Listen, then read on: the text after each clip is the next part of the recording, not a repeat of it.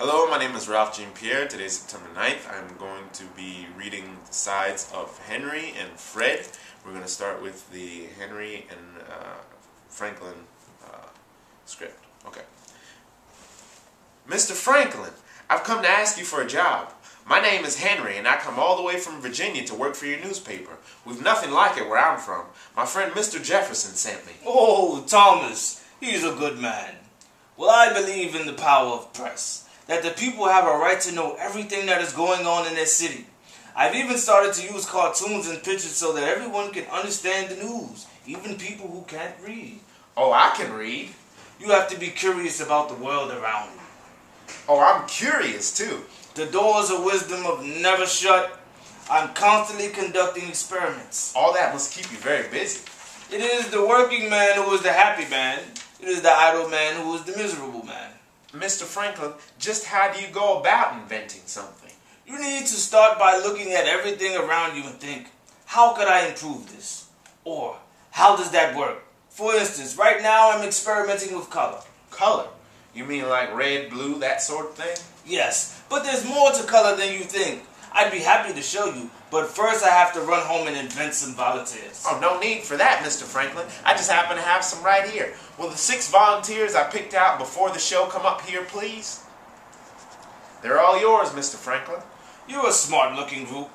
And what an assortment of colors we have here. Why, there's yellow, green, black, white, purple, orange.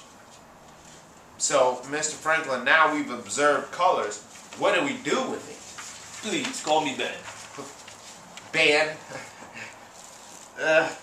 Allow me to explain. Alright, the first part of science is sometimes a theory, or an idea. It's like when an apple fell out of a tree and hit Sir Isaac Newton on the head. A simple thing like that led him to think up the theory of gravity. Plus it taught him to wear a big hat when he sat under trees. I trade bad jokes with you, but I wouldn't want you to lose your amateur standing.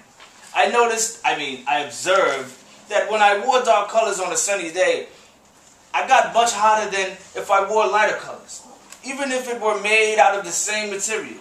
So I conducted an experiment to see if dark colors became hot faster than light colors. How did you do that, Ben?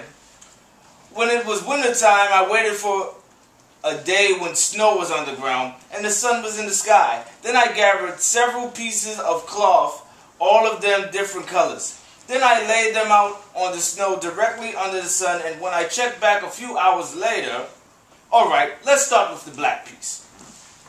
Now, being the darkest, you had sunk down way below the snow line. The sun couldn't even reach you anymore. So sink down a little bit. Oh no, lower than that, really low. Good. Hold it right there. Now where's the dark blue piece? And last but not least, white. And you go down a little, no up, no down, no, actually you don't sink at all. And there we are. Which proved to me that the darker the color, more heat absorbed. You can all stand up now. Let's give our volunteers a nice hand for helping me with my experiment. So let me see if I understand how to be either a scientist or an inventor. You look around and observe something. In this case, it was colors. Then you came up with a theory that maybe the color of something determined how much heat it would absorb from the sun. Then you conducted an experiment. Then you reached a conclusion. That's right. You're pretty clever for a Virginian. But now, what do you do with the findings of your experiment? Well, it might not change the world, but it can help people to know they should wear light-colored clothing in the summertime. Wow. I wish I were a scientist and an inventor. What do you do now? Right now, I'm an actor. Oh, you mean you're... Yes, that's right. I'm between gigs.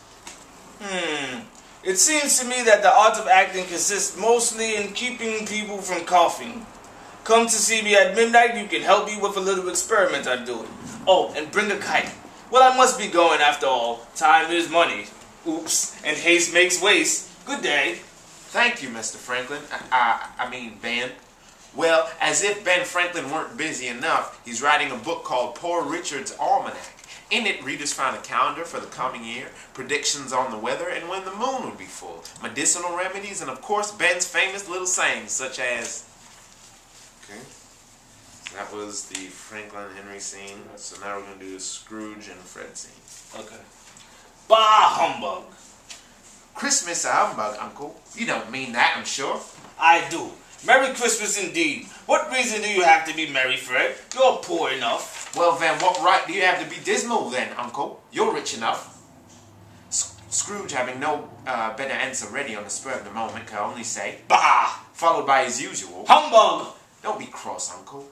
What else can I be when I live in such a world of fools as this? Then I will play the fool with you, Uncle. During this festive season, it is especially important that we should help the poor and destitute, whom you know suffer greatly at the present time, by giving them food and shelter and so forth. Are there no prisons? Why, yes, there are plenty of prisons. And the workhouses? Are they still in operation? They are. I wish I could say they were not. Oh, I was afraid from what you had said at first that something had occurred to stop them in their useful course. I'm very glad to hear it. But, Uncle, Christmas is a time to be open and friendly to others. A good time. A kind, forgiving, charitable, pleasant time. The only time I know of in the whole of the year when most men and women open their hearts freely. I support the prisons and the workhouses. Those that are badly off must go there. Many can't go there. And many would rather die than end up in such a terrible place. If they would rather die, they had better do it. And decrease the surplus population. Their problems are none of my business. Uncle. Nephew, you keep Christmas in your own way and let me keep it in mine. Keep it? But you don't keep it. Then leave me alone. Good day, sir. Bye. Now, I wanted to give him a piece of my mind. He deserved to hear how his selfishness and greed had led to so much suffering for those around him. But he had to learn it for himself. So I decided not to fight with him, but to show him kindness instead. Humbug! I have stopped by to give you an invitation. Come dine with us tomorrow, Uncle. Elizabeth and I will love to have the pleasure of your company. We want nothing from you. We ask nothing of you. Why can we not be friends? Good afternoon. I had hoped with all my heart. Good afternoon. All right then, Uncle. I'm sorry to hear that you are so resolute, but still, I wish you a Merry Christmas. Good afternoon. And Happy New Year. Out, out, out. That's it. Thank you.